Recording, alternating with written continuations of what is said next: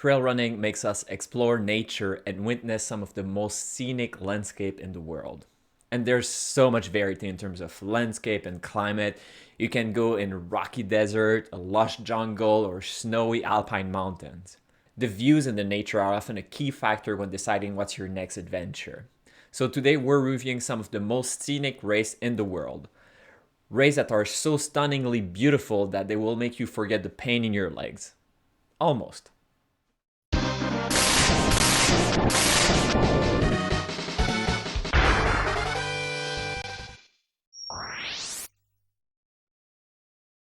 Hi, Simon here. Welcome to my channel. One of the things I love about trail running is discovering new places, discovering wonderful landscape that just feels out of this world. That's actually one of the key reasons I start hiking and trail running in the first place. It's discovering nature. There are so many places to go, so many things to see, and I want us to help each other find our next bucket list adventure, these hidden gems, these wonderful trails, these wonderful landscape that are making these adventures absolutely epic. Obviously, how scenic a race is somewhat subjective. I haven't been everywhere, so I'll start right here. I think we should all help each other. If there's a race that you find particularly scenic, please share it in the comments below. I'll go through my own experience. I've raced 5,900 miler, and I'll share what were the most stunningly beautiful races I've experienced. And of course, I'm gonna provide a lot of footage of these races, so grab your popcorn. So the list that I compiled, I tried to have some variation in there. I didn't want to have 10 races that are basically in the San Juan in Colorado and kind of are all amazing, but basically are all the same. The list itself provides a pretty wide area in terms of types of landscape, but I haven't been everywhere in the world, unfortunately. So I have a bias of having raced much more in the US. So similarly, if there are wonderful places that you would suggest outside of the US, I would love to find about those. Having these dream race, these bucket list race really are a wonderful goal and really helps us pushing our own limits. It's this really cool and epic adventure. I'm not just running around a track, a 400-meter track. I'm going to this crazy island, this volcanic island, and discovering something, wow, absolutely amazing. Number 10, the Bear or the Bear 100 mile. I'm not sure what's the exact name. It's in Utah, point to point. For me, point to point to begin with, it makes the journey so much more special, and that journey is important in terms of discovering new place, and that adds to the landscape itself. A loop can be beautiful, but a point to point, wow. So the Bear is a point to point in Utah going to Bear Lake. I think it's outside of Utah, the finishing line. I'm not quite sure. I will need to confirm that. But you go through a mountain range. And what is particularly interesting for this race is that it's at the beginning or mid-September. Anyway, it's the period of time where the foliage will change color if you're lucky enough. And you have these very vibrant color, the colorful trees, colorful leaves. You go up, down, up, down, up, down, and then you have these views of the valleys, absolutely gorgeous. You have a lot of points where you have a good clearing so you can really see the landscape around you. You're not stuck in a forest or a green tunnel, or in this case would be a red tunnel. Sometimes, yes, but then the views will open up and it's absolutely crazy. I did not expect much actually when I raced this one. Wasatch, which is close by, is also one of the races that actually almost made the list, but the colorful foliage was the main reason why, for me, the Bear is one of the most scenic races out there. Number 9, Hurt 100 mile in Hawaii. Now that's one of the exceptions. Like I said, the point to point are typically my go-to, or a big loop, basically a race that you're not doing over and over the same thing. Hurt is actually a relatively short course where you turn around and turn around and turn around. It's actually hard to describe the shape of the course, but being in Hawaii is absolutely wonderful. You really feel the jungle when you're in there. And for me, that's the exotic part of it. Jungle race, it's very foreign for me. It's very exotic. The Hurt 100 mile absolutely captures that. Sometimes you're in these kind of very lush jungle and it feels almost suffocating. It's very humid, it's very hot, and you feel trapped, and you really live the kind of environment. You feel it down to your core. And then the view will open up and you have a beautiful view of the island. These really green, flashy green, super lush landscape going really far. Obviously, it's on the island. You can see the ocean sometimes. And I feel that the course itself and the nature itself, it's not just you see it, but you feel it. Like I said, yeah, you're the humid heat, but also the mud, the river crossing, all of these things make you feel very present, very integrated in what nature is like in Hawaii. Bonus for that one is that if you're in Hawaii, if you make the flight, it's worth discovering a little bit.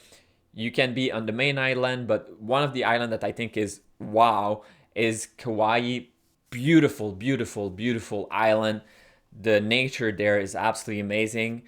The roosters are annoying if you're camping, but other than that, exploring the Napali coast, there's so many hikes, whether you're up there, I can't remember the name of the park where you're walking on ridge all the time. It's so beautiful. That was actually the first trip that Nora and I took together when we started dating. We went there 2 weeks, something that we'll never forget, some of the most scenic place we've ever seen. Number 8, Antelope Canyon. Antelope Canyon is a little bit out of the way. That's one of the reasons I don't do it every year. You kind of have to go there. It's a bit of a detour. The 100-mile is probably less scenic than the 50-mile, because the 50-mile you do the same course as the 100-mile, and then you do 10 miles around town for the last 50.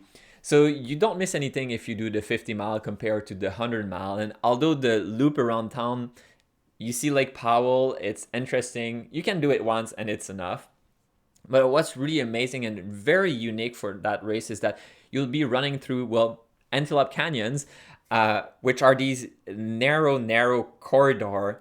The picture from that cave are actually pretty famous. That's one of the most beautiful places in the world. And to be able to actually race and have this experience is unique. Now, that segment specifically, these Slots Canyon, it's, I don't know, what, 2, maybe 3 miles of the race. It's not a significant portion. It's beautiful, but you'll be in and out relatively quickly. But on top of that, then you go to Horseshoe Bend, you're next to that river on that cliff. It's a very unique river and cliff.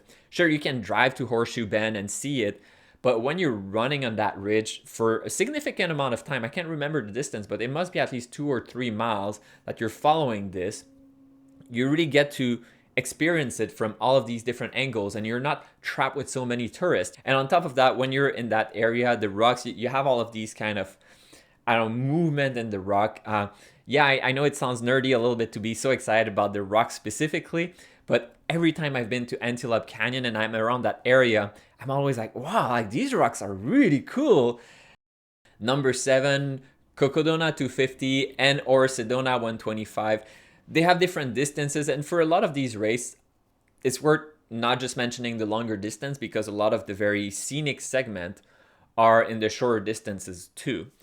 Cocodona 250, what I think is really unique about that one is, well, 250 mile is a long distance, but some races you will do 250 mile, and the first mile and the last mile, it's basically the same. It's the same climate, it's the same nature, but not at Cocodona 250.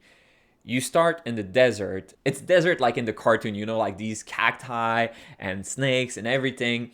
So it's desert.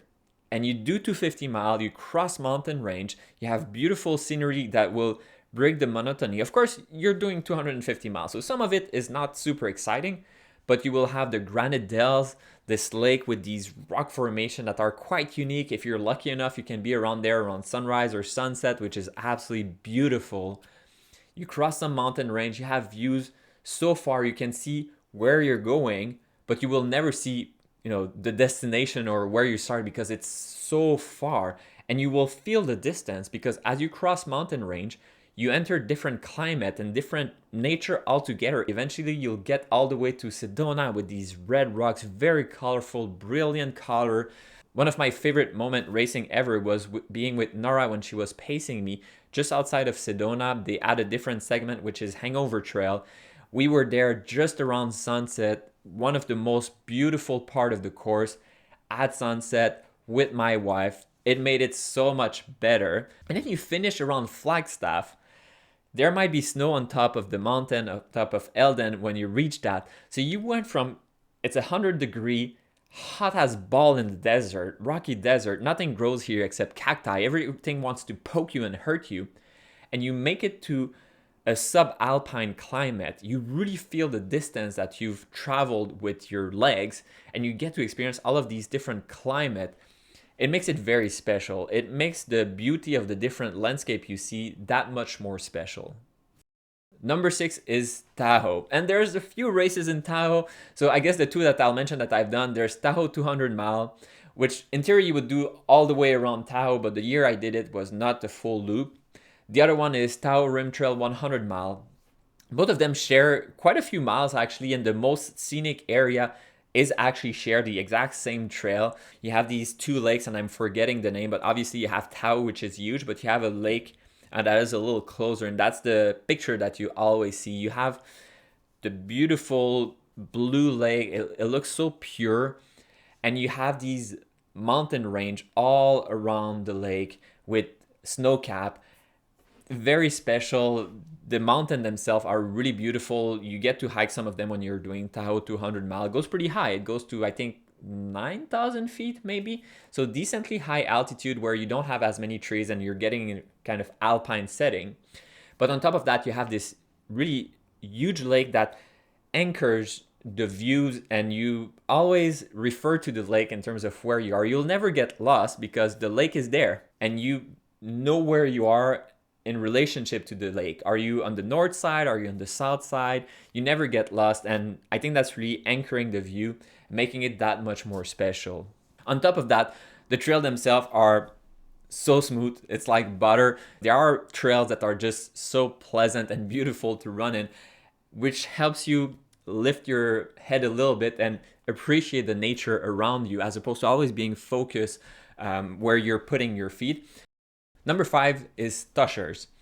Tushars is also in Utah actually, and it's kind of funny because you would never guess that these mountains exist when you're driving on the highway. They're kind of hidden a little bit, but they're wonderful and they're pretty high. I think it goes up to maybe 12,000 feet, maybe even a little more than that. So you definitely get above tree line, which for me, that's a setting that I always like. I like when you might have some snow on the top of the mountain, and then you have an area that is much more rocky where you will have alpine flowers mostly. Like there is vegetation, there are animals and wildlife, there are marmots, there are flowers, but it's a different kind of nature that feels very rugged. And then you get lower and you have these alpine forests, these pine trees, you have lakes. I think there are lakes over there that are turquoise or teal, which also is something that the contrast of the lake, the colorful mountain, the potentially white snow, the green tree, the blue sky, the white cloud, all of these colors together makes it for a very, very scenic race. Tushars is actually one of the area that I don't think I would have ever discovered if it wasn't for the fact that there is a race there. Number 4 is Diagonale des Fous, Grand Raid on Île de la Réunion in the Indian Ocean. So yeah, this one is way outside of the US. And it's so unique. It's a volcanic island. You have a mix of volcanic rock, volcanic area, but also a lot of jungle. You also have the ocean, the sea. This kind of mix of everything is really special. It's in many ways different from Hurt 100 Mile, where you mostly just have the jungle and it feels very lush. You have that at Diagonale des Fous, but you also have this volcanic feeling to it. You have these huge valleys. It goes to, I want to say 8,000 feet, maybe 9,000 feet. So it's pretty high, and you can feel the difference in terms of climate when you're close to the ocean or when you're up on that ridge after the big climb. Wonderful place to go. Obviously, it's a little bit out of the way, but a worthwhile detour, one of the most scenic races I've ever done, and definitely one of the most unique landscape that I've ever had to experience. Number 3 is Ouray 100 Mile Hard Rock. The race is in the San Juan Mountain. Okay, I had to group them because there's quite a few that are there and they're all absolutely wonderful. Myself, when I go in Colorado, if I have time, I go in the San Juan Mountain. You have some of the best 14ers out there. Some of them are a little bit technical, which I actually appreciate. Some class 3, some class 4. And you're in the wild. You know, you're not in the front range. You're in the wild. You'll see wildlife out there. You'll probably see bears, and this wilderness for me adds one layer to how it looks. That makes it very unique for me. I'm in the wild, I'm in nature. For me also, high mountains, That's something that I always find so unique. You have snow cap, as I mentioned before, you cross that tree line, and that really opens up the view. Even if you're just on the ridge or you're doing a mountain pass, as soon as you reach that pass, it's opening up everything. You don't have trees covering your views. Trees are at lower altitude, so it's not like you're walking on a moon landscape, rocky landscape that there's really nothing to see. Quite the contrary, there's a lot of flora, there's a lot of flowers, there's a lot of lush field, and a lot of wildlife again, marmot, everything like that. And the mountains themselves are actually quite unique looking. You have a variety of color when it comes to the rocks themselves. Some of them are a little bit more red, some of them are a little bit more gray, some of them are a little bit more black, some of them are a little bit more orange, and it just has to do with the different minerals that are in there, but it recreates a landscape that you would think it's a painting, it's fake, it's not real, it's just so beautiful. And it contrasts also by just how difficult it is to hike there. I think sometimes the enjoyment that we have of the scenery can depend on our state of mind. And the race in the San Juan tend to be a kick in the butt because you're up at altitude, 10, 12, 14,000 feet of altitude, really struggling on the steep climb. And when you reach that mountain pass or that turnaround or that lake, it makes it like you've earned it and you enjoy it so much more. Number 2 is Zion. That's probably not a surprise for people that follow my channel. I use the footage of the Zion race all the time. For me, it's just so out there compared to what nature looks like back home in Quebec. You don't have anything that looks even remotely close to that. You have these red rocks, you have these valleys, you have these cliffs. It's so beautiful. And on top of that, a lot of the race itself, you're on mesa, so you're elevated, but there's really nothing hiding your view. You can see almost the whole course looking, if you know where you're looking, like that's where we were this morning and that's where we're going tonight. It makes you feel very present in that environment and really highlights just how much you're going to discover of it and just how big what you're seeing is. You know that reaching that point over there, that takes like 12 hours. Like that's really far, but I can see it and it makes it so special. And experiencing these cliffs, it just, you feel the height. You feel just how high you are because, wow, you got to be careful where you're stepping. I don't think the race is dangerous, but you need to be aware of where you are, where the cliff is, and take in the views, but also being careful a little bit. And since you have a view basically all the time when you're racing Zion, that means that the sunrise and the sunset, most likely you'll be at a good spot to enjoy it. You'll have some beautiful views that you can just pause a little bit, stop running for a little bit and look at it. Just look at the beautiful sky, changing color, just the landscape, the painting. It's already so colorful and now you have the sunset. Everything takes a tint of sometimes pink, sometimes a little bit more red, a little bit more orange. And it's something that is difficult to capture with the camera, and it's something that you need to experience, being there, feeling it, taking the time for it, making Zion one of my favorite races that I always want to go back. Number 1 is Tour des Géants in the Alps. Quite frankly, there are so many beautiful races in the Alps, and I'm not nearly as familiar with them. The one I did was Tour des Géants, but I also did the course of Tour du Mont Blanc. There's so many other ones that, yeah, these mountains are something. I would say they're similar in a way to the mountain in the San Juan in Colorado, except that you have many more village. So it's a trade-off of the San Juan in Colorado are wild. You're out there. There is no cell service. There's nobody. You're by yourself with the bears, which has a unique feeling to it, which is great. The Alps, I think the addition is that you have these cute villages. Tour des Géants, for example, the scenery, wow, it's amazing. When you're walking just a little bit and you crest that mountain pass, you don't see the village anymore. You're in the wild, except, well, you might have cows, for example, hanging out. But then you get back in town and then you have this very old village, and it really adds a layer of the connection between us, human, and nature. it makes it very special, very unique, very peaceful, very beautiful.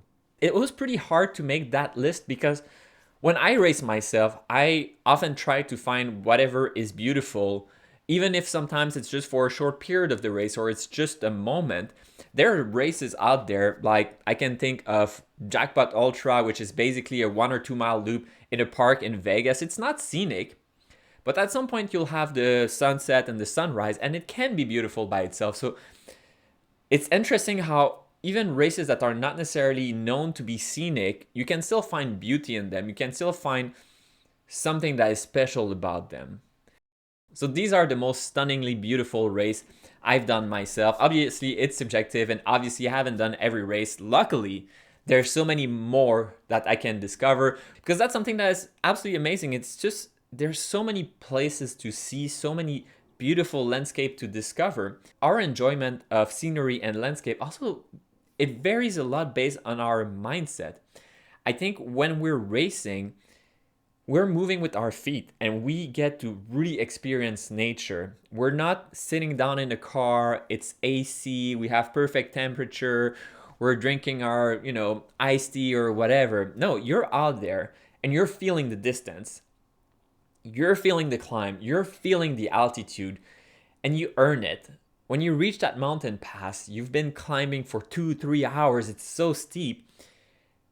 There's a reward feeling associated to that, that when you crest that pass, when you finally see what's on the other side or you reach that lake, it's so much more beautiful, it's so much more special. So I'm curious to know, what are the races that you would suggest to others based on scenery? Let us know in the comments below. I hope you appreciated this video. If you do, please leave a thumbs up. Consider subscribing to my Patreon page to support my channel. Thanks for watching and see you next time.